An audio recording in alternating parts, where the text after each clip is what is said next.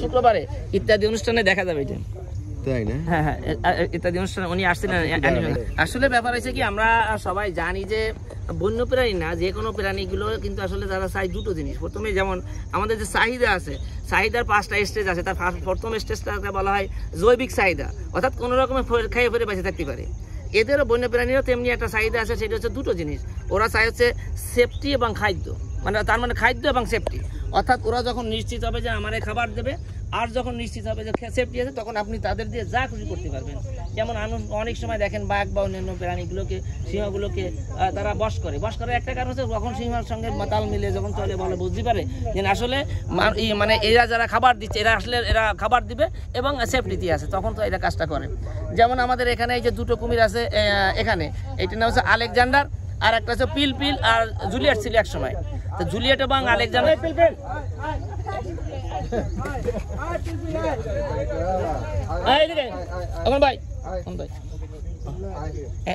এই যে পিলপিল আছে, পিলপিল এর সঙ্গে আবার জুলিয়েট ছিল। জুলিয়েট এবং পিলপিল যখন ছিল 22 সালে, একটা জুলিয়েট একটা মানে বানর ধরে, অর্থাৎ ওরা মাঝে মাঝে এখানে বানর খায়। বানর যখন পানি খেতে যায় তখন সেই বানরগুলো ওরা ধরে ধরে খায়। তো 22 সালে যখন বানর খাওয়ার জন্য ওরা বানর ধরেছে জুলিয়েট, তখন ওই পিলপিল এসে জুলিয়েটকে আক্রমণ করেছে। আক্রমণ করে ওর পিছনে ডাইন পায়ের এই জায়গায় প্রায় 11 ইঞ্চি লম্বা এবং 1.5 ইঞ্চি ডিপ একটা গর্ত করে ফেলেছে। তখন আমি তাড়াতাড়ি করি কি ওদেরকে ধরে উপরে উঠে নিয়ে আসি। উপরে উঠে নিয়ে এসে 10টা সেলাই করি এবং আমি 18 দিন পর্যন্ত ওরা ট্রিটমেন্টে রাখি। ট্রিটমেন্ট পরে সুস্থ হয়ে যায়। সুস্থ হয়ে যাওয়ার পরে ওরা যখন আমি ছাড়বো, তখন আমাদের ডিএফও ছিলেন বিলায়েত হোসেন স্যার। স্যারকে আমি বললাম, স্যার এই কুমির তো এই জুলিয়েটকে ছাড়বো, কিন্তু শাড়ি তো যেটা মারি ফেলাতে পারে। তাহলে কাউ কি মেরে ফেলাতে পারে, তুমি বুঝলে কে?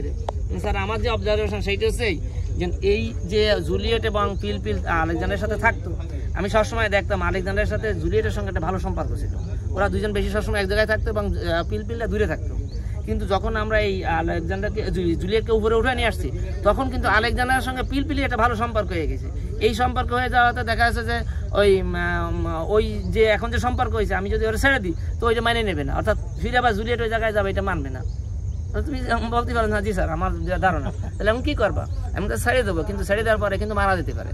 কিন্তু আপনারা জানায় রাখতেছে এই কারণে মারা যেতে পারে, আপনারা জানাবেন। প্রাণীগুলো ওই মানে কুমিরগুলো আছে সবগুলো এক একটা আলাদা আলাদা এক একটা চয়েস করে। তার মানে এদের চয়েসটা হচ্ছে মাউন্ট নেস্ট। এটা ডিম পাড়ার আমরা 3 মাস আগেতে বুঝতে পারি যে ডিম পাড়বে। তার মানে তখন ওদের ম্যাটিং পিরিয়ডটা শুরু হয়।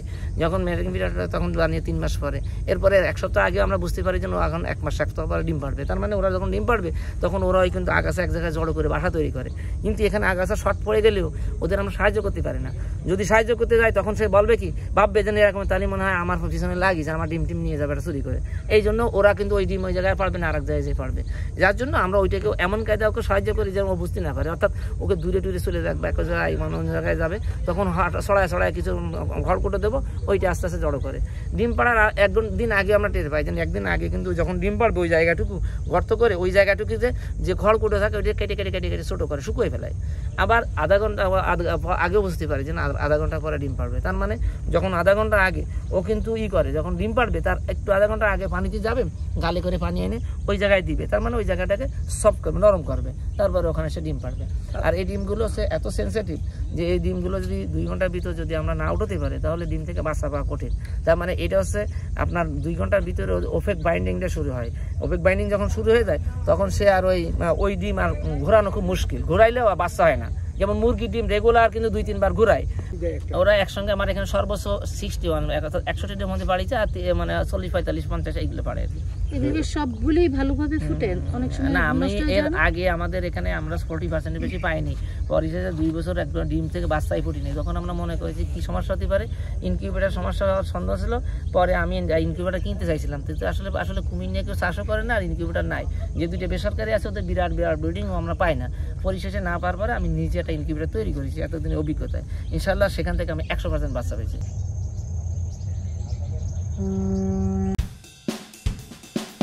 না।